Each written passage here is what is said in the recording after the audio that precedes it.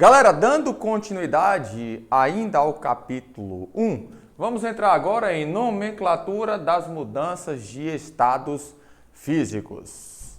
Atenção agora. Isso aqui é um açaí. Pedimos ali agora. Um açaizinho. Tô gravando a aula para vocês. O açaí que veio gelado agora tá começando a ficar o quê? Líquido. Ó. Tá bom, viu? Mas tá no estado o quê? Líquido. Agora, se eu pegar mais embaixo, eu vou começar a achar partículas mais o quê? Sólidas. Tá bom, viu? Ó, atenção agora. Qual é o nome do processo que se dá a mudança do estado físico sólido para o estado físico líquido? O que está acontecendo com o meu açaí nesse atual momento que eu estou fazendo essa aula com vocês? Nós estamos verificando na prática um processo de fusão. O que é fusão? É a passagem do estado sólido para o estado líquido. Bom, quando a substância chega no estado líquido, se ela for ainda aquecida, lembrando que existem dois fatores que fazem ocorrer a mudança de estado físico. Um é a temperatura, no nosso caso aqui a gente está aumentando a temperatura, e o outro é pressão, que vai ser tratada em um outro momento. Então esses dois fatores influenciam a mudança de estado físico. No caso do meu açaí, só está sofrendo alteração da temperatura. Bom, o meu açaí está passando do sólido para o líquido. Se eu aquecer mais ele ainda um pouquinho, ele vai passar do líquido para o gasoso. E aí eu vou dar o nome de vaporização. Lembrando que vaporização pode ser subdividida em 3 blocos. Evaporação, ebulição e calefação. A diferença dos nomes está, em regra geral, na prática, na velocidade em que ocorre a mudança de estado físico. Se você pega, por exemplo, uma roupa, lava e coloca para secar no varal, essa roupa ela vai secar sem que seja um processo forçado, ou seja, será um processo natural. E o nome é a mudança de estado físico da água líquida para água gasosa, ou seja, de vapor, é evaporação. Se você pega essa água, aquece ela no fogão, por exemplo, para passar o café, por exemplo, para coar um café ou para fazer o seu miojo, automaticamente você está forçando um processo que você chama de ebulição. E calefação é você pegar uma frigideira bem quente e colocar diretamente na água.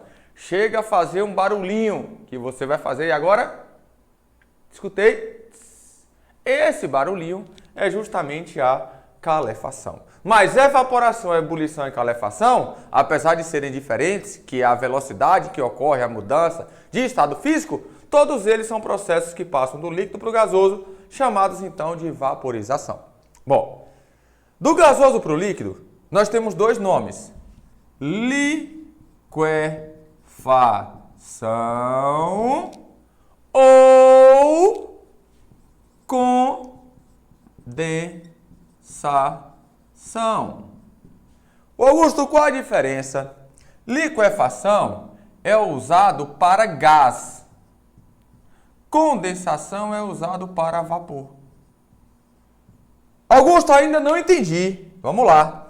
A água, naturalmente, ela faz parte de que estado físico? Líquido. Quando a água muda para o estado gasoso, ela muda para o estado de vapor. Líquido mudando para vapor, eu chamo de condensação. Por exemplo, o meu açaí que está derretido nesse momento, ou seja, está mudando do sólido para o líquido, está sofrendo um processo de fusão. Olha a parte externa dele, está toda molhada. Por que ela está molhada? Porque aqui está tendo uma condensação. Chegou a formar uma gotinha aqui de água.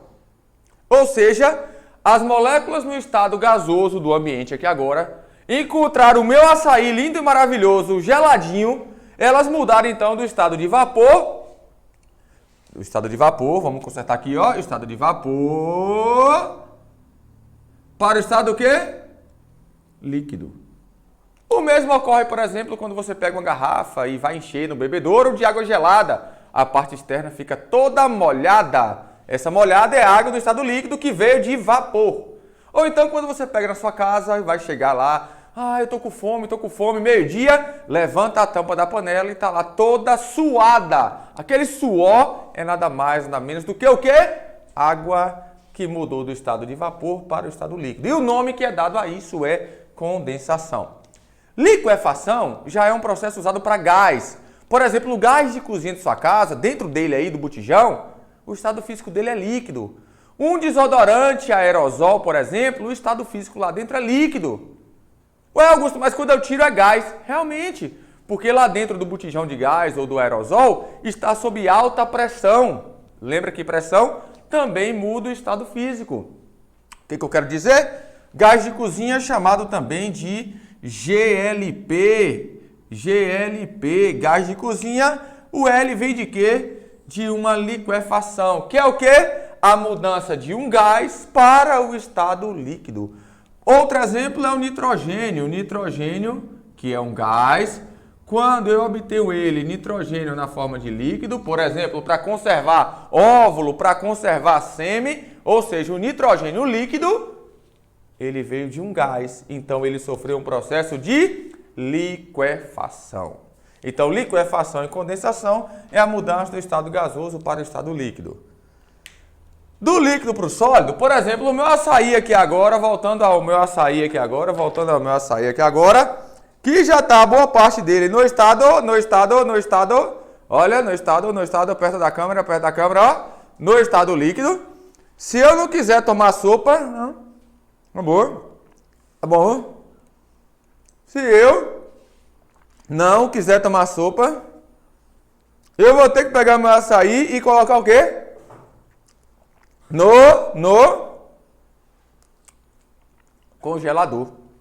Se eu pegar o meu açaí, que está quase uma sopa aqui agora, e colocar no congelador, ele vai passar do estado líquido para o estado sólido.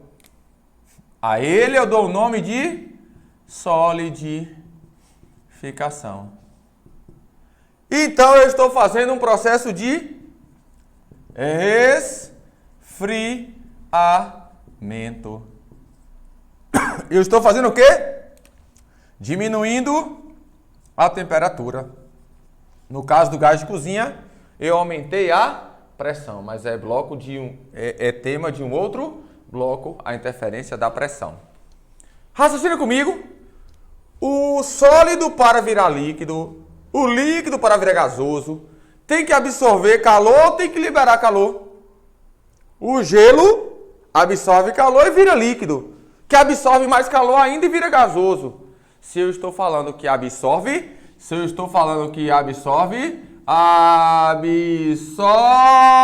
vamos comigo? Absorvendo.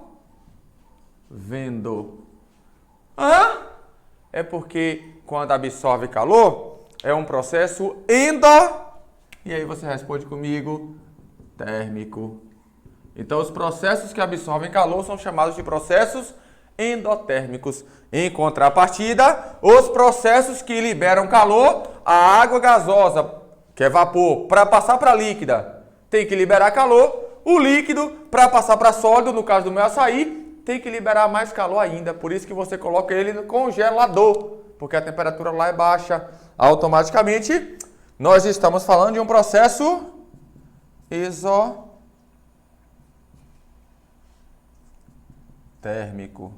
Ó. Então, quer dizer o quê? Processos podem ser de dois tipos. Endotérmicos, que é aqueles que absorvem calor. Ó. Ou processos o quê? Exotérmicos, que são aqueles que liberam calor. Ó, que massa. Atenção agora. Aprofundamento. Preste bem atenção. Existe um processo chamado de liofilização. Esse processo é bastante comum porque é um processo usado na conservação das propriedades nutricionais envolvendo proteínas e envolvendo vitaminas dos alimentos. Por isso que esse processo cai bastante. Agora, atenção. Você já viu aquela bolinha chamada de naftalina?